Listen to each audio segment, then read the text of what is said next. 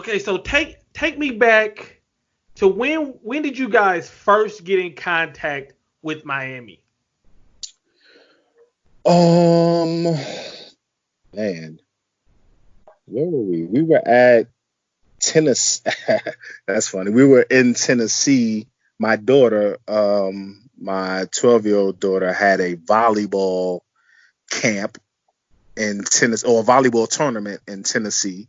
So we were in Knoxville, and I spoke to a friend that I went to high school with. He has a gym in New York, and he was in contact with um, my guy, Coach Will Nellums.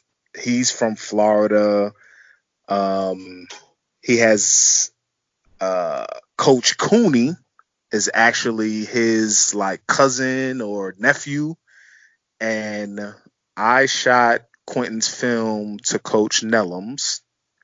Coach Nellums sent it to Coach Cooney, and immediately Coach Cooney called me while we were in Tennessee, and that's how the ball got rolling. Okay, so I mean, I know you probably can't tell everything, but basically, Coach Cooney calls you and he says what generally, or I don't know if you can give details or what. Yeah, we're signed now, so we could talk about it. Okay, No, he was just saying he liked the film. Who's Quentin being recruited by, and I told him everything. And at that point, Coach Cool was the D line coach. okay. He hadn't left yet. So he sent it to Coach Cool. Within the week, I think Coach Cool reached out to us. Coach Cool and Coach Packy reached out to us, to Quentin and I, just gauging interest and things like that. So when you're getting these calls, are you saying are you the type to say, "Hey, Quentin, I want you to focus on football, and then I'll filter it," because I feel like it's almost important to have a like a either you or somebody you trust, because I think kids can get taken advantage of. So are you Yeah. taking these calls and then relaying them to Quentin, or are you on the phone? Are y'all doing three-way? How is that communication? I'm definitely the buffer.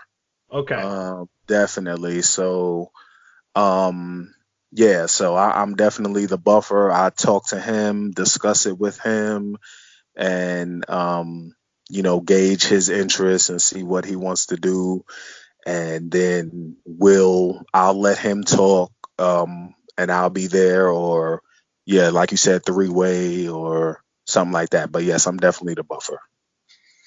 So Coach Cool decides to go to the NFL. We get in Coach Stroud. When that happens, do they reach out to you and say, "Listen, we got a new D line coach in"? How does that communication with the recruit's family happen? Um, that did well. Coach Stroud reached out as soon as he got there. He reached out and let us know that he's here now. He's gonna continue to recruit Quentin. Offer was still on the table.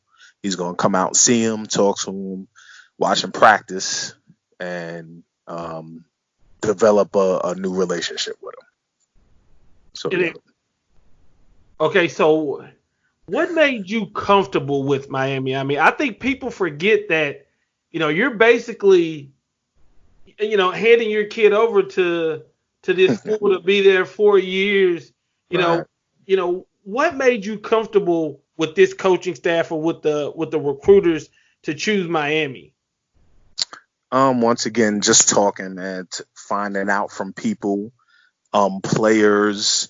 What was crazy is DJ Dallas actually reached out to Quentin early. Like he was one of the first players, I'm sorry, to reach out to Quentin immediately. Like, 2019 was kind of a crazy year. It was a disappointing year, and he was reaching out to Quentin during the season, like, "Yo, just stick with us, stick with us, stick with us." And on recruiting visits, I talked to Dallas Crawford a lot, Yeah. and he kept it. All I asked from any coaching staff is to keep it real with me. Let me know what's going on, keep it 100, and we could talk. And I don't take anything personally, and the Dallas Crawford always did that. So that made me comfortable.